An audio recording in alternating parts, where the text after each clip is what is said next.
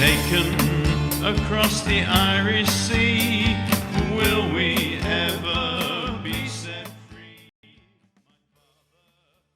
Now, it is obviously my very great pleasure to introduce our final speaker, who is Professor Nigel Saul. Now, he won't remember this, but the very first time I was introduced to Professor Saul, I was a 20-something PhD student at the University of Bristol, and a former student of Professor Saul introduced me to him and said, "Oh, this is Paul. He's studying Roger Mortimer, first Earl of March." To which the response was, "Oh, that awful man."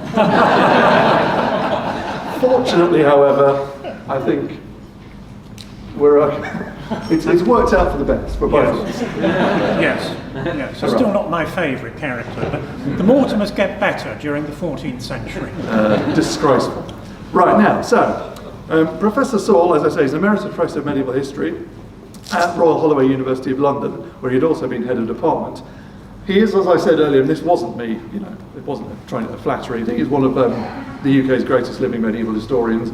Most of you will know him from his Richard II biography, which is still the standard biography. Most recently, don't you want to hold it up, Jason, or the other one? Most recently, his book For Honour and Fame.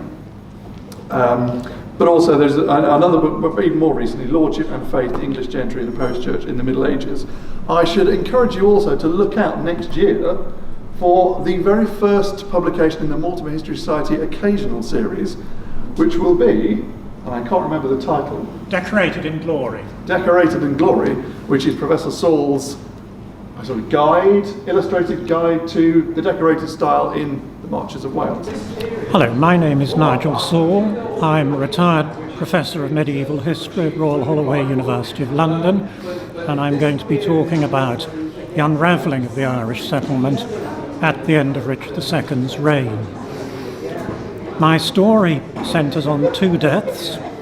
The first, the death of Roger Mortimer, the 4th Earl of March in Ireland on the 20th of July 1398, and the second is the death of Timon of Lancaster, John of Gaunt, the Duke of Lancaster, at Leicester on the 3rd of February 1399. That is, only a few months after the death of Roger Mortimer in Ireland in 1398. And what I want to say is that Mortimer's death was unexpected, since Roger Mortimer had a claim to the English throne. His death blew open the whole question of who succeeded or who might succeed to Richard II, who of course was childless. And the events in Ireland can be connected with those in England that followed Gaunt's death, because when Richard went off to Ireland for the second time in June 1399, while he was away, Gaunt's son, Henry Bolingbroke, returned and seized the crown of England, deposing Richard and becoming king himself as King Henry IV. The events began unfolding in Ireland in July 1398, ended just over a year later in Richard's death and Henry of Lancaster becoming king.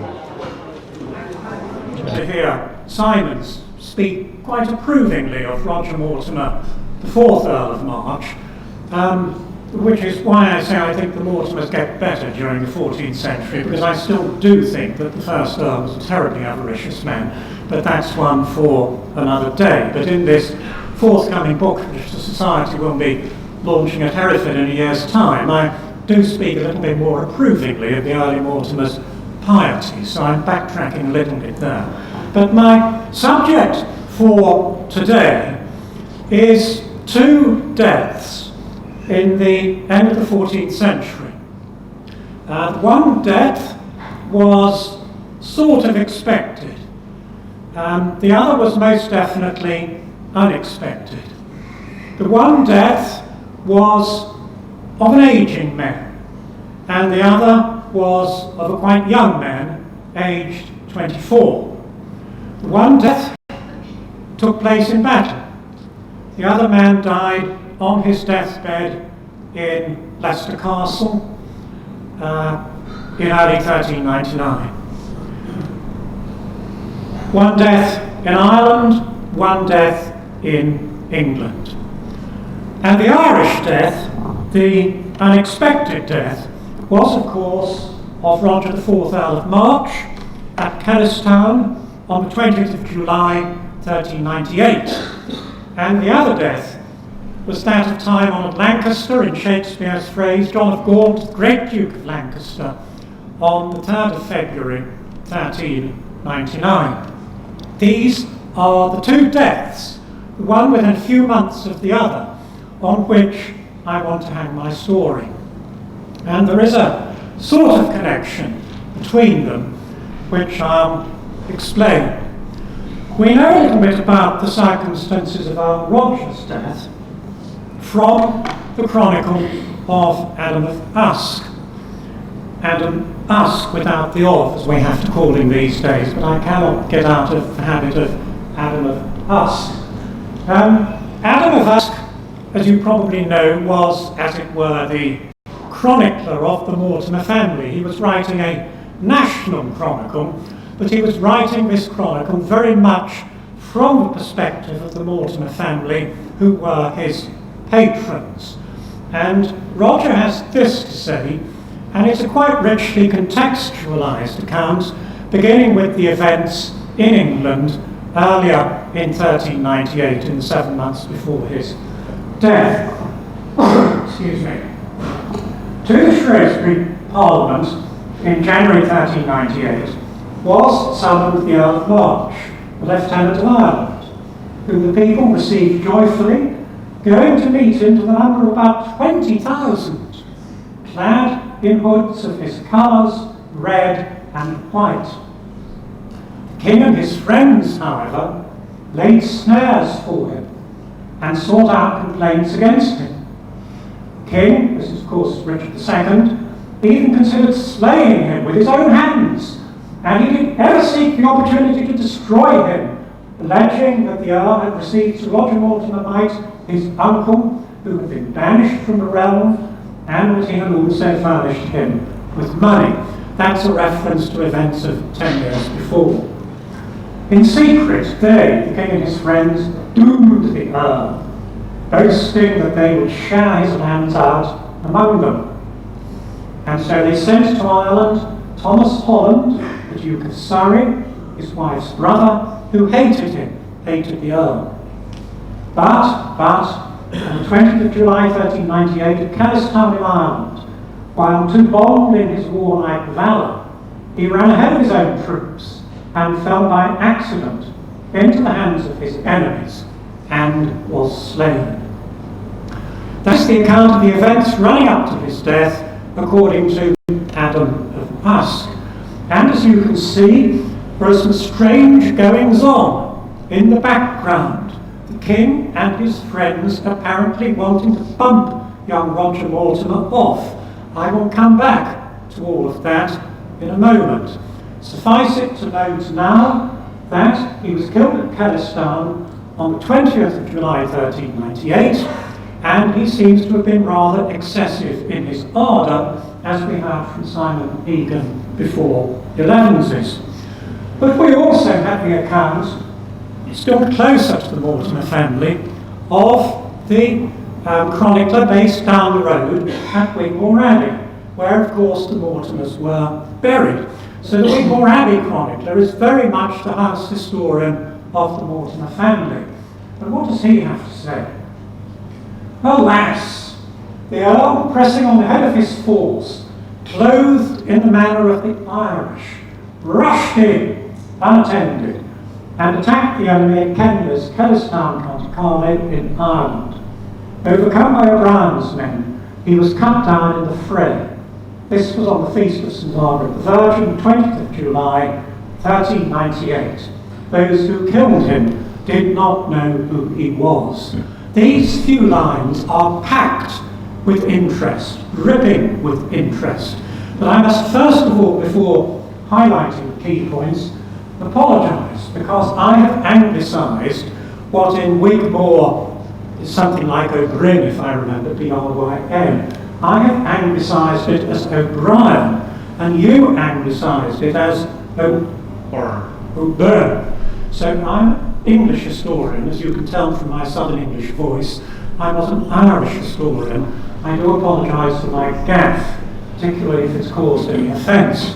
But let that pass. The other things of interest to note here are again the Earl's ardour. He was pressing on ahead of his force, the rashness of youth. Secondly, as Simon has pointed out, clothed in the manner of the Irish. He had gone native.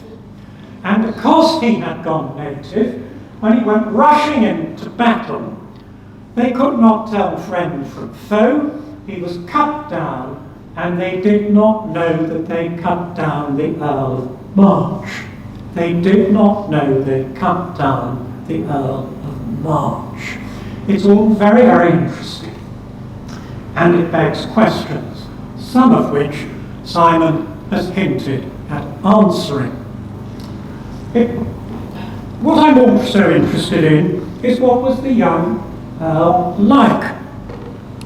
What sort of man was he? And the Wigmore chronicler again comes to our rescue. He gives a sort of character sketch of him, as he does of all of the earls who were buried within the walls of Wigmore Priory. He was illustrious and bellicose, fierce as a lion, fortunate in his worldly affairs. He was handsome. Unfortunately, however, he was also lustful. Oh dear, the chronicler disapproves of this. He was remiss in his duty to God. He favoured the counsel of the young, and he rejected the counsel of his elders, and he was apt to be carried away by high spirits. Very much a mixed obituary, isn't it? Not the kind of thing you would expect to read in the Times.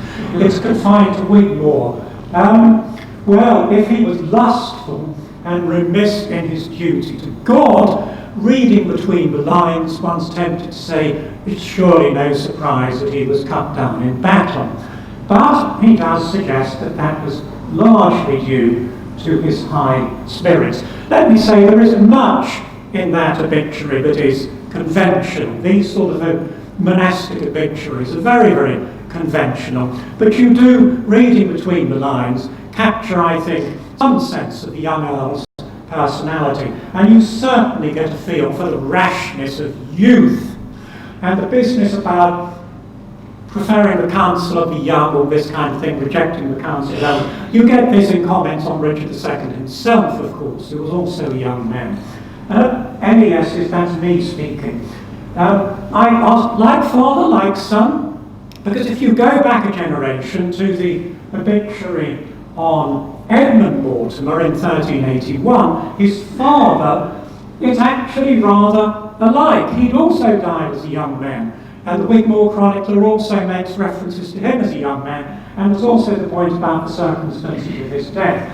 Simon said he was already ill when crossing from England to Ireland, and then stupid man, while fording a cold stream in Ireland in cold weather in December, not surprisingly, he contracted pneumonia and he died. So you see the rashness of youth in both generations, father and son, the circumstances leading in each case to a premature death. So what I want to do now is really comment on three questions. The first is, what was Roger Mortimer doing in Ireland in 1398? The second, what were the effects of his death at Kells? And the third, what about the second death that I want to talk about, and which I refer to in my introductory remarks, the death of time-honoured Gaunt, John of Gaunt in early 1399. Where does that fit into our story? So we begin with the first question: what was Mortimer doing in Ireland? And I think all I need to do here is draw together a few threads that have already been touched on in the two talks earlier this morning. And the one thing that it's very important to understand about Ireland in the 14th century, at least from the English point of view, and I do stress from the English point of view, because I'm not an Irish historian, from the English point of view, is that Ireland can be seen as somewhere that had only been imperfectly conquered. Back in the 12th century, the English had been strong enough to establish a colony in Ireland on the eastern coast, around Dublin, but they'd not been strong enough to carry that conquest forward into the rest of Ireland. That was beyond them. So constitutionally, the position was that you had the English lordship, the English colony around Dublin, and then beyond the Pale, as it was called, the origin of the phrase, of course, beyond the Pale, the Irish lordships, the lordships of the native Irish chieftains, which nominally owed allegiance to the King of England, but were, in practice, independent. So, constitutionally, as it were, the position in Ireland lay somewhere between that of Wales on the one hand and Scotland on the other. Wales, in the end, had been completely conquered by the English. Edward I had finished off the job in 1282 by subduing Snowdonia. Wales had been completely conquered. Scotland, on the other hand, resisted the English invasions and asserted its independence. And Ireland lies somewhere between those two models. It was only partially conquered. But at the beginning of the 14th century, the English position in Ireland actually was not too bad.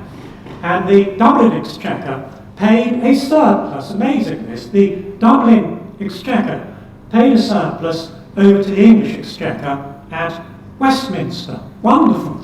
So England's making a profit out of Ireland. But what upset the apple cart, moving on to something else that people have already said, was the Bruce invasion of 1315 to 1318. In the end, it failed. Bruce was defeated and killed in battle. But the long-term effect of the Bruce invasion was to undermine the position of the English lordship and to unleash, as Simon has said, this great Gaelic resurgence, which both ate into the identity of the English colony and also undermined it financially. The English response to the erosion of the English position, the English response, as both speakers have said, was the famous, notorious Statute of Kilkenny of 1367. And when I was thinking yesterday how to explain the Statute of Kilkenny to you in a way that would make it accessible, I thought to myself, dare I compare it to South African apartheid? And my reservations about political correctness have been overcome by Colin in his first contribution, who said that one could make that likeness, and I think one can. The way to understand the Statute of Kilkenny is to say that it introduced something like apartheid to Ireland, forbidding intermarriage, forbidding the English adoption of Irish customs, and forbidding the English to adopt Irish dress.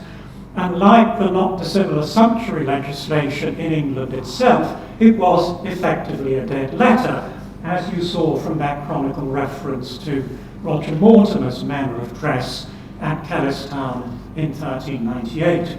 So the position by the end of the 14th century was that the English position, the English lordship in Ireland, was badly undermined. And financially, the ground was cut straight from underneath it. They could not any longer collect taxes, and so far from handing a surplus over to the English Exchequer, by the 1380s, they were having to depend on handouts going in the other direction from Westminster to Dublin.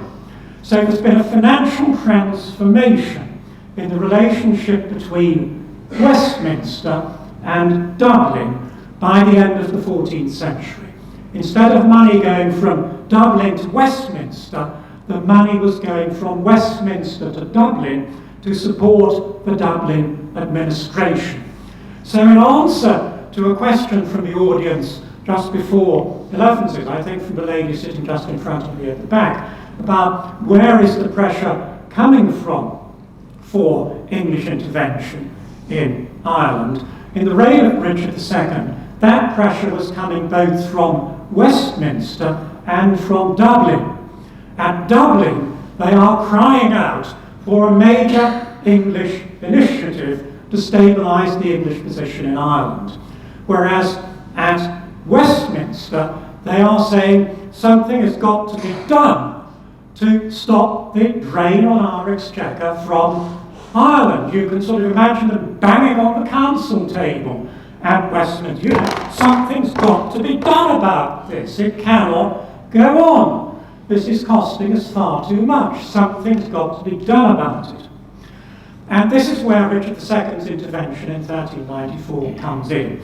At long last, after 10 years or more of begging by Dublin, Westminster decided to do something serious in a big way to stabilise the English position in Ireland. And that was Richard's response, the decision to send a royally led expedition to Ireland, which set off in October 1394. This was a major and a decisive intervention, and as Simon has said, it was the first royally led expedition since John's reign in 1210, and it was the last until William III's expedition in the 1690s. The aims of Richard II's expedition to Ireland in 1394 were essentially twofold. The first was to subdue a lord down in the southeast called Art MacMurrough. And the second, again as Simon said, was to create a new set of relationships with the local Irish chieftains. Art MacMurrough was causing trouble down in the southeast of Ireland, and he was a descendant, as I think Simon said, of the people who centuries before had been kings of Leinster.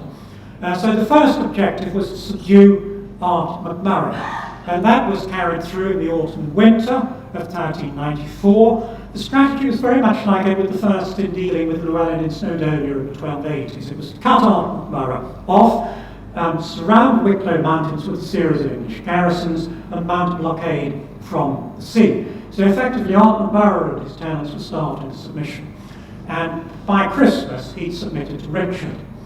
And then the other thing was to create an entirely new set of relationships between the English administration, between the English king on the one hand, and the native Irish chieftains on the others. And I'm very grateful to Simon for what he said before Elevenses, because he has contextualised this from the Irish point of view and added an enormous amount to what I wrote about this in my book back in 1997 that's sale on the table over there.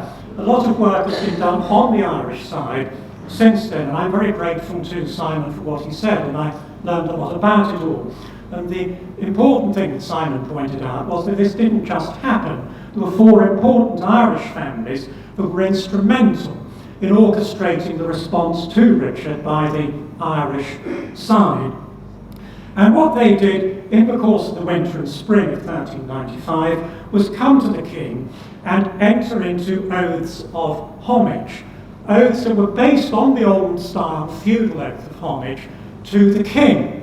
But they were actually quite substantially different from the old feudal oaths of homage. They went very much further.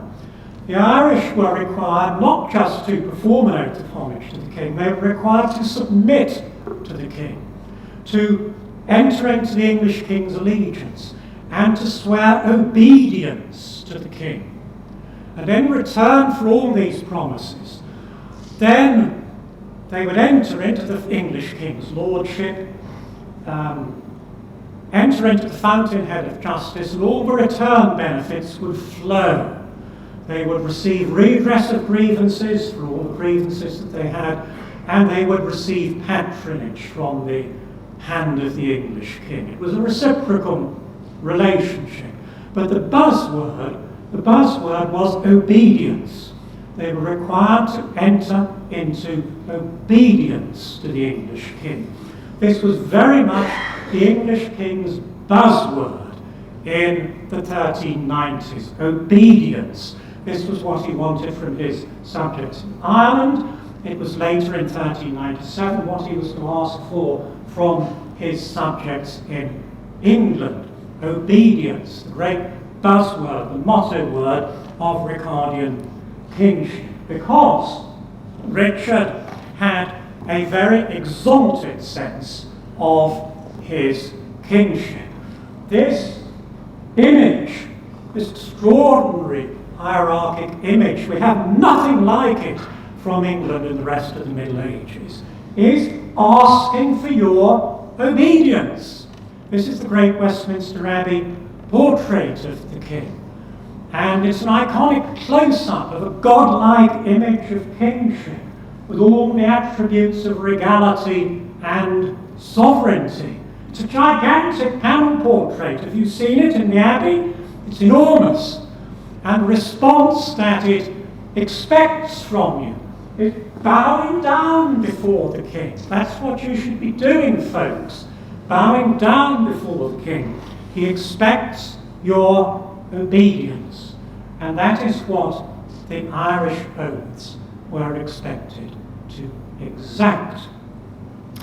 Well, Richard's expedition was quite successful.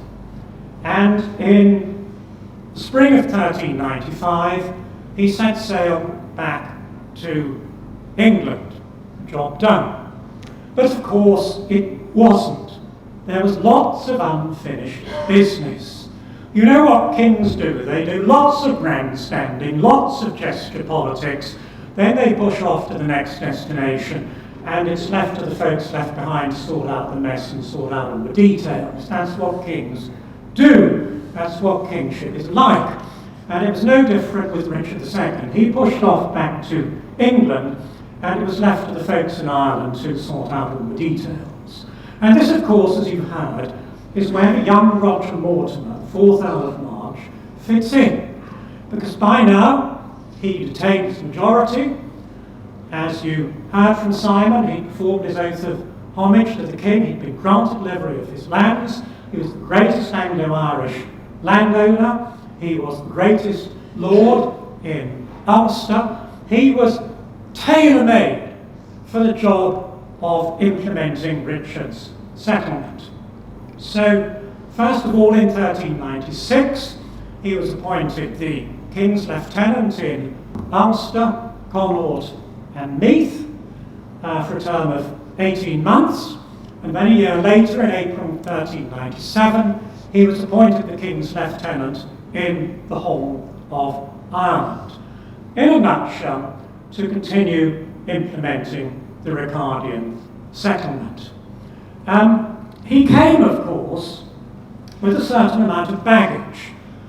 And by baggage, I don't mean just all the cart's load of kit he brought with him, of course, with that sense of baggage as well. But what I was actually thinking of was all the sort of family interests, the inherited family interests that he had as a major landowner and as Earl of Ulster. Now, that gave him a base from which to project English lordship, but it also meant that he had personal and familial interests which might well conflict with those of the native Irish landowners, especially in Ulster. And that was undeniably a problem, because it pitted him into conflict with the O'Neills, who were the main native Irish landowning family in Ulster. So we find him engaging in struggles with the O'Neills. But it was actually in a minor skirmish with a family much further south that he died at Kellistone.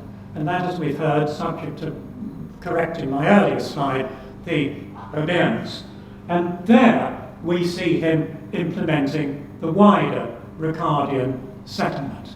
But it was not to be, because with rashness of youth, he went into battle ill-equipped and unsupported, and he met his death. So I go on to my second point, or I genuinely need to remind myself what it was. The effects of his death. Well, let's go back to Richard. The effects of his death. Here, I switch back to England, because the effects of his death in English politics were enormous. what they did was blow wide open the question of the succession to the throne. And Simon has helped me here by briefly mentioning the background to this. It blew open the whole question of the succession to the English crown. Richard, remember, was childless. His marriage to Anne of Bohemia, who had died in June 1394, had been without issue. 18 months, 2 years later, he remarried to Isabel, daughter of the King of France, who was a 9-year-old girl. So even if there was to be issue by that marriage, it would not be for many, many years. So Richard was childless. He had no children of his body. And the question was, who would succeed to the crown if he were to fall under the medieval equivalent of the bus? And the answer, of course, was the Mortimer line. Because as you've heard from Simon, Roger Mortimer was descended through his mother from Lionel of Antwerp, the second son of the bus, King Edward. And the answer, of course, so if Richard was the Mortimer under a line, because as you've heard from Roger Mortimer was descended through his mother. That Lionel of Antwerp was the second son. But of course the whole subject was completely taboo. So if Richard were to fall, you could not mention it, you could not discuss it. It was never discussed in public, of March, because it hinted at the king's mortality. That at least was the theory. Raised questions, but of course the whole subject was completely taboo. It's just like the reign of Elizabeth. You could not mention it, you could not discuss it. It was never discussed after she died. Because it hinted at the king's mortality. The whole subject was, it raised questions about the future after Richard. It's just like the reign of Elizabeth. As it was under Elizabeth, you could not discuss what would happen after she died. Was completely refused to make provision for the succession. The whole subject was taboo, because it hinted at the monarch's mortality. As it was under Elizabeth, so it was under Richard II. The whole thing we read was completely taboo. Discussion and of the succession was forbidden. Sorry, I have to. Richard blew hot and cold. One moment he sort of suggested that so and so might perhaps be his successor. But we read. Another moment he suggests discussion. Somebody else of the might perhaps be his successor. Forbidden. Say the chroniclers pick up. Richard blew hot and cold. But everybody's guessing. Sort of suggested Richard would never might perhaps be his successor. The matter. Another moment he suggests jealous. Somebody else, anyone, might perhaps be his successor. As say the chroniclers pick up this sort of gossip, and it's that. But everybody's kept guessing. Strange business. Richard would never have the matter mentioned. And it's jealous. Roger Mortimer was another young man who might be thought chivalrous, amorous, popular successor. And it's that. And he might be Richard's strange business going on in the first part. Richard was jealous. It's because Roger Mortimer was another young man, chivalrous, amorous, popular.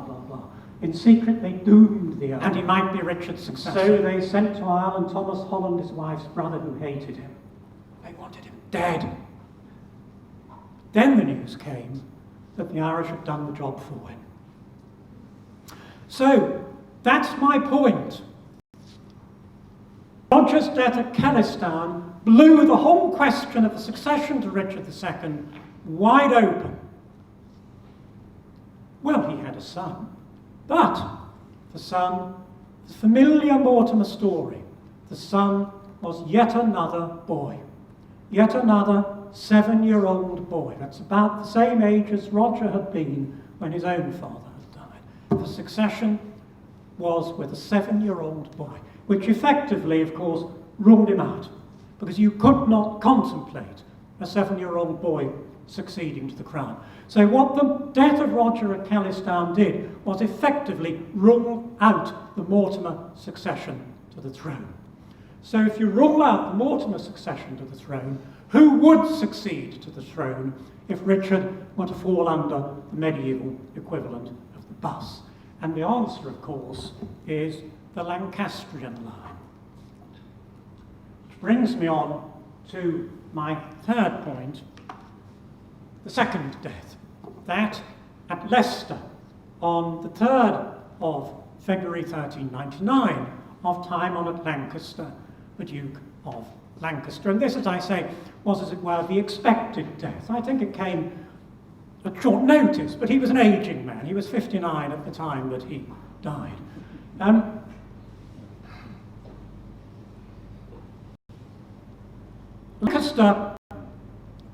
Lancaster's relationship to Richard II was very different from that of the Mortimers. John of Gaunt was basically a good thing. John of Gaunt was basically a good thing. He was an unswerving supporter of the royal prerogative. In everything that he did in the 1390s, Richard knew that he could count on John of Gaunt, who was, of course, his uncle. He was basically a good thing. But when Gaunt died on the 3rd of February, and the Lancastrian title was inherited by his son, Henry Bolingbroke, Earl of Derby, Duke of Hereford, the position was very different, because Richard distrusted Bolingbroke, and Bolingbroke distrusted Richard. There was a strong mutual dislike and distrust between the two men, and it went back quite a long way. It went back to the 1380s. Forgive me this digression, but in 1387-88, there'd been a brief civil war in England, what's known as the Appellant Rebellion against Richard II. It was a rebellion by a group of 5 opposition lords, known as the Appellants, against the favourites who congregated around Richard at his court. They wanted to cleanse the Augean stables of the court.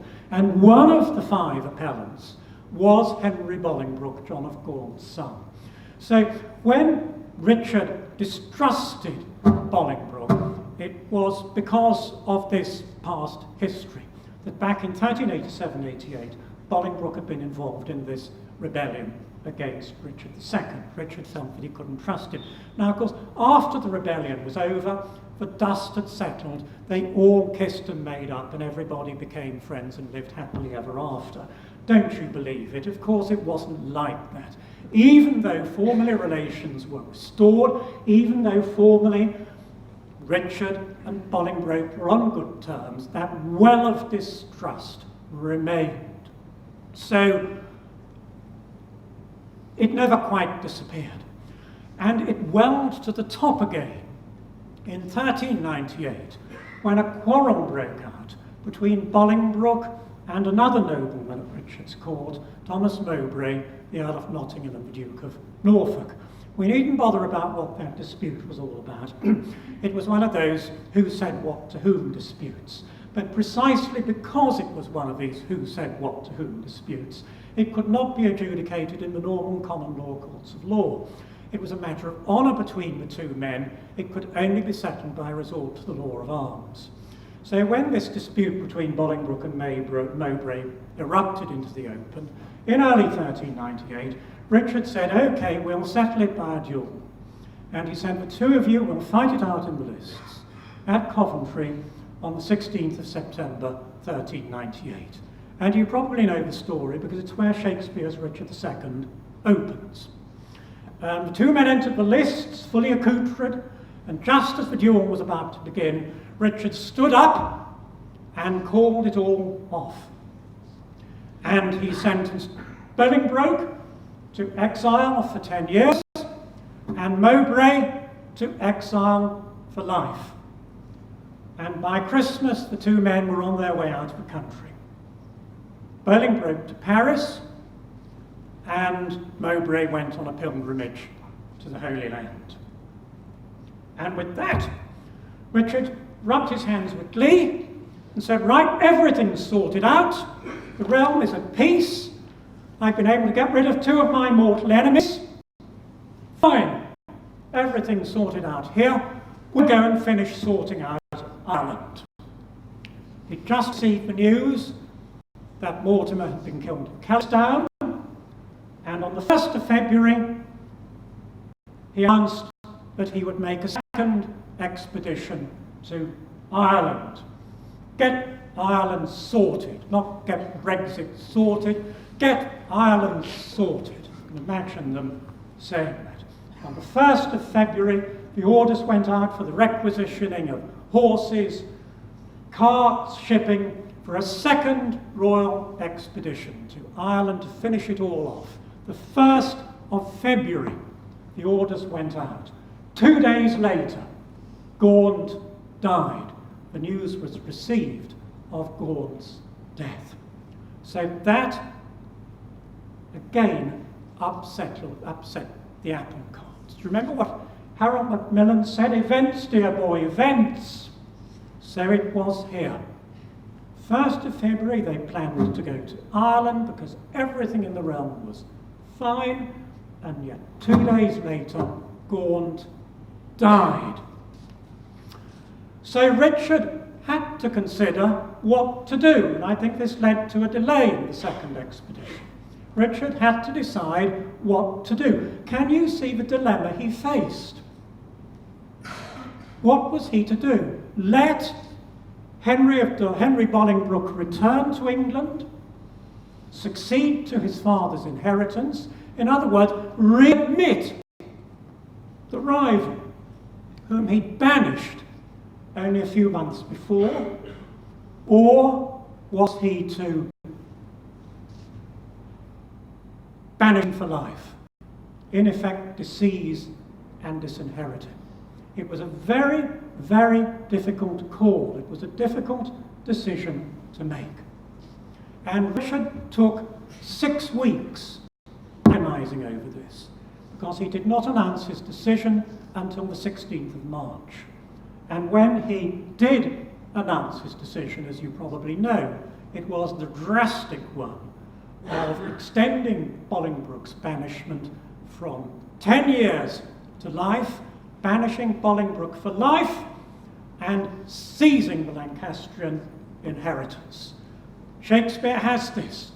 Shakespeare has Richard saying, "Wonderful, wonderful, we'll seize his lands and that'll pay for the Irish expedition." Not sure, but it was quite like that. This was an agonizing decision, because it was widely appreciated that if Richard seized the Lancastrian estate, potentially nobody in England was safe. If the Lancastrian inheritance was vulnerable, every land in England was vulnerable. This was a drastic threat to the rights of every landowner. But Richard's decision was to seize the inheritance and banish Henry Bolingbroke for life. And was having made that decision that he then went off to Ireland. And all the rest, as you know, is history. Because while he was out of the country, of course, Bolingbroke seized the opportunity to return. It's all in Shakespeare's play. Initially, he said, "I am coming back to reclaim my inheritance." But he saw that Richard's power disintegrated. Richard was slow in returning from Ireland. By the time he did return, he was no longer king. He was deposed on the 29th of September, and his adversary, his nemesis, Henry Bolingbroke, climbed to the throne as Henry IV. So what I'm drawing is a series of connections between these two deaths, because the chain of events that began with young Mortimer's death at Kells ended a year and a half later in the demise of Richard II's kingship and the accession of Henry IV. Well, what sort of conclusions can we draw from all of this? I think 2 conclusions, which are simply really, since I'm the last speaker, drawing together the threads that have emerged in the course of today. The first, as both speakers have pointed out, is that there was a close connection between events in Ireland and events in England in the 14th century. It is very easy for historians, particularly an English historian like me, to deal with English history in one compartment and Irish history in another compartment, and that is wrong, of course, because the two are closely connected, and everything that's been done on Irish history in the last 20-30 years has emphasised that point, that English and Irish history in the 14th century is closely connected. And the presence of major Anglo-Irish landowning families like the Mortimers, with lands on both sides of the Irish Sea, tends to bring the two together. And you can see how important the Mortimer presence is in the 14th century in Richard II's reign. And the second point I would make, and Simon hinted at this, is that there is a sort of inverse relationship in the 14th century between English involvement in France and English involvement in Ireland. But if the English were deploying the whole of their military resources in France, they could not simultaneously mount an involvement in Ireland. They could not fight a war on two fronts. The analogy from modern history, the very obvious analogy, is with Germany in the 19th and 20th centuries. They could not fight a war on two fronts. They could not fight a war on two fronts. They lacked the resources to do that. If you're fighting a war in the West, you cannot fight a war in the East against Russia, and vice versa. Or Schlieffen put it in 1914, before we can attack Russia, we've got to knock out France. And you've got to do that in 6 weeks, because that's how long the Russians take to mobilize before we then move all our resources eastwards to attack Russia. It was a similar thing with England in the 14th century. The 100 Years' War eased the pressure on Ireland. As Simon rightly said, given a choice between dealing with France or dealing with Ireland, the English would always choose France, because the English have a whole series of inherited interests there, as Colin said, and after all, France is richer, we're winning the battles there, and above all, they've got wonderful wine. There's no choice. The English would always prioritise France over Ireland. So it follows from that the time when you get major English interventions in Ireland is when the Anglo-French War, the 100 Years' War, was in abeyance. And in 1389, the 100 Years' War was halted by a long truce. In 1389, the Anglo-French War was halted by a long truce. So you see, that opened the way to the two big royally led expeditions in the 1390s.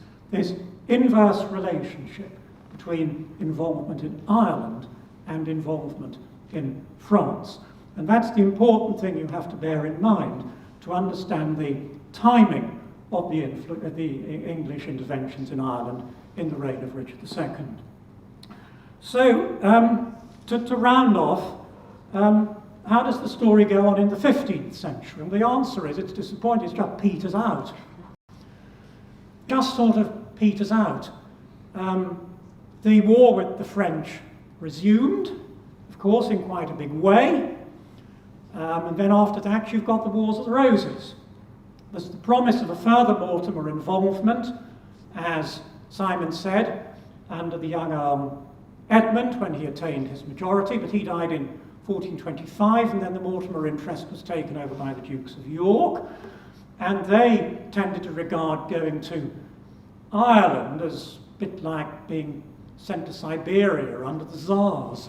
It was to be avoided at all costs. So it's tempting to wonder, I don't know, I was just thinking about this last night, what might have been if the Mortimer line had continued, if Earl Edmund had not died.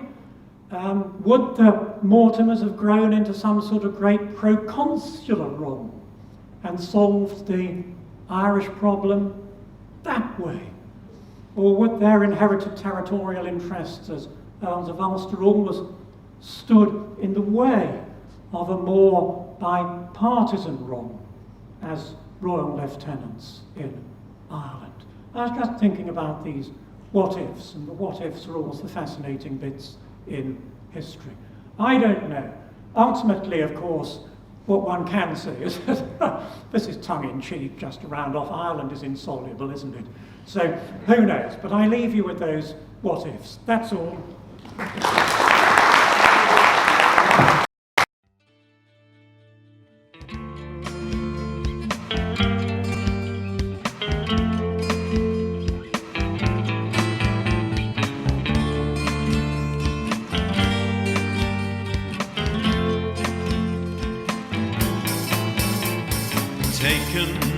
across the Irish Sea. Will we ever be set free? My father has been laid to